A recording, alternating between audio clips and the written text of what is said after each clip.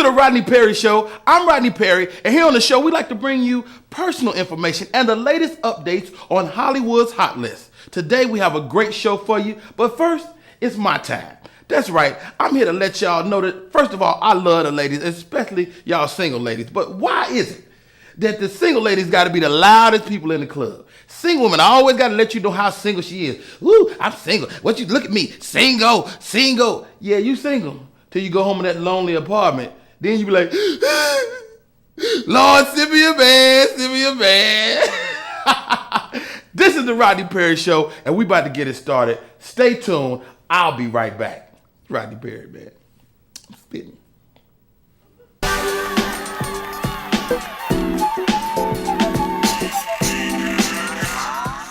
Hey, thanks for tuning in to the Rodney Perry Show. Now, my guest for today is self-published author, panelist on TV One's Black Men Revealed, and current host of The Voice of Reason on the Foxhole Sirius Satellite 106 and XM 149. Put your hands together and show some love for the man deemed the urban Dr. Phil, my dog, Mr. Renard Zoe Williams. What up, Zoe? What up, man? My man, 50 grand. How you? Hey, man, first of all, thank you for coming on my show. Thank you, man. I know you're a busy man.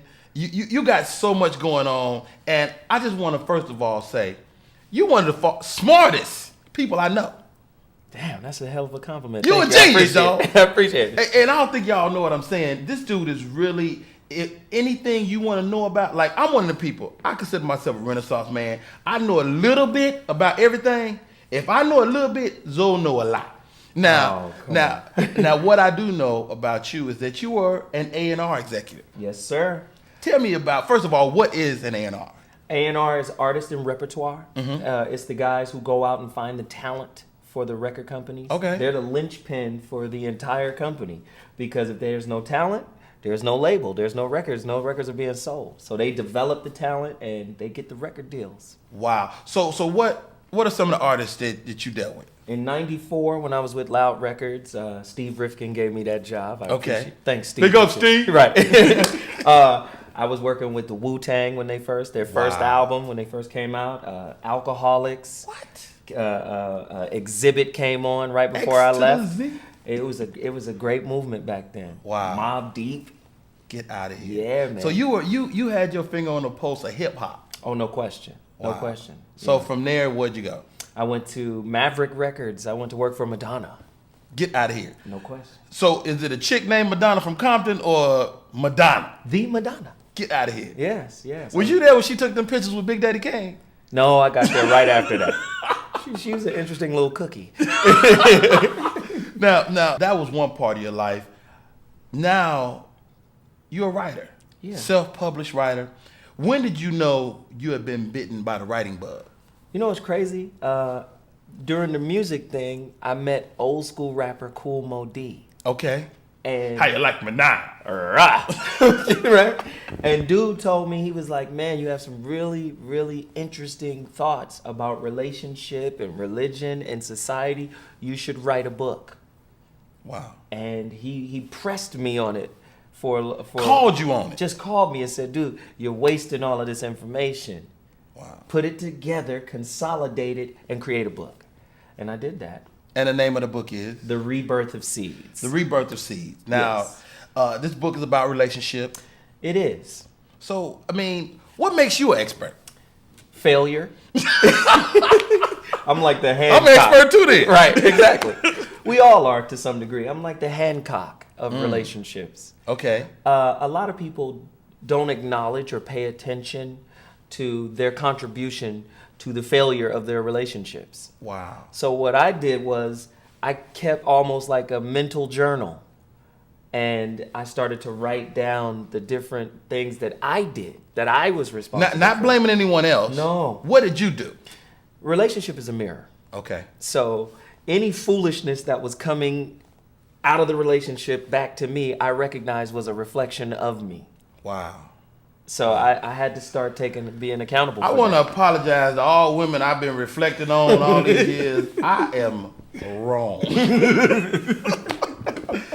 So you write The Rebirth of Seeds, right. Self-published.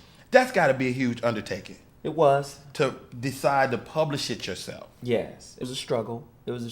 Well, I knew it was a bit far because it was very personal. I mean, I had a poem in there, and that's the thing. It's composed of poems, social commentary. You and prose. poetize too? I poetize. Come on, dog. Yes. Dude, talented. Yeah, just a little bit. Can you give me a little poetize? Well, I mean, they're not performance poetry. Okay. They're more literary works. Got it. Now, you've been dubbed the Urban Dr. Phil.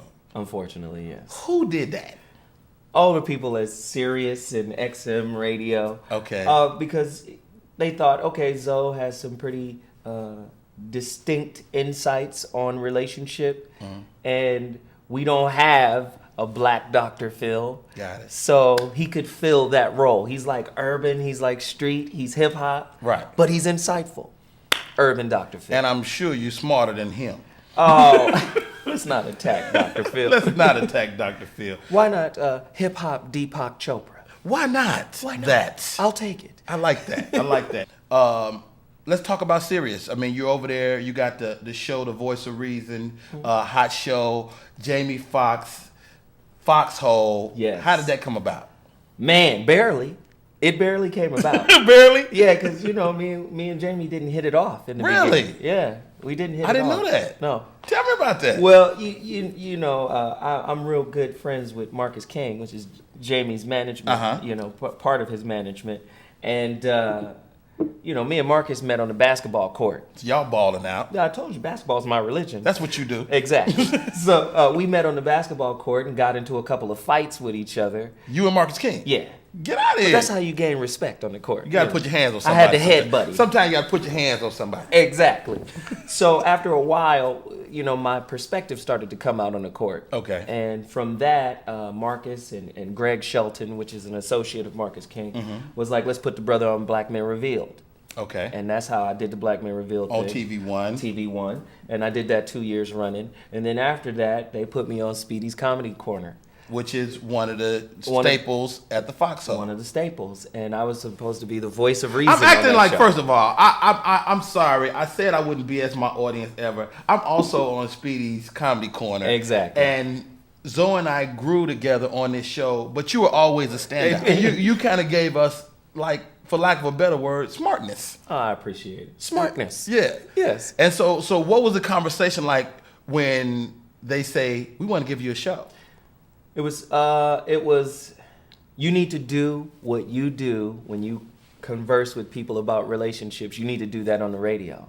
And I said, I would love to do it. My manager came in, we had a big meeting, and they said, Thursdays is open. Wow. Let's do it. I started talking about relationships, and the women go crazy. Wow. They started yelling, and Jamie was like, this is the guy. These women are going nuts. He don't know nothing about relationships. Now, then everything is good. Yeah, after they gave me the show, the fans started talking. There was just an influx of attention. Wow. And Jamie actually came on the show and addressed our initial meeting and was like, "Get out!" He said, "Man, I pegged you wrong. I met you on my other show, which is full of heathens." He's like, "We need this show." Wow. And right now, everything is good. Everything is good. But how big is that on some man-to-man stuff to go and have that conversation on the air? Big ups to Jamie Foxx. So, what's next? My next book. Okay. It's called Life as a Mirror. Renarzo Willliams, man, you one of them dudes, man. Hey, man, I appreciate you. I really appreciate you. And not only that, but not only is this dude, like, well-written, he also kicks knowledge as a borderline astrologist. Just a little bit. A little numerology. Just a little taste. Now I'm just a quick little something. I'm a Virgo. Mm-hmm. September 15th. Yes. 1970. What can you tell me about Rodney Perry? You guys are very intelligent, very ordered. Can be a little back and forth with. All right. Hey, what's your website? Your MySpace? Your Facebook? Oh yeah, you get me at Zoe Willliams on Facebook. That just type in Zoe Willliams, Z-O Williams. My email address for Sirius Satellite Radio is zo@sirius-radio.com. Okay. Hey, Zoe, thank you so much for doing my show. And I'm going to be tuning into yours. Thanks, now, man. Look, that's our show for today. And remember, try not to become a man of success, but a man of value. I'm Rodney Perry. It's the Rodney Perry Show. Have a good one, y'all.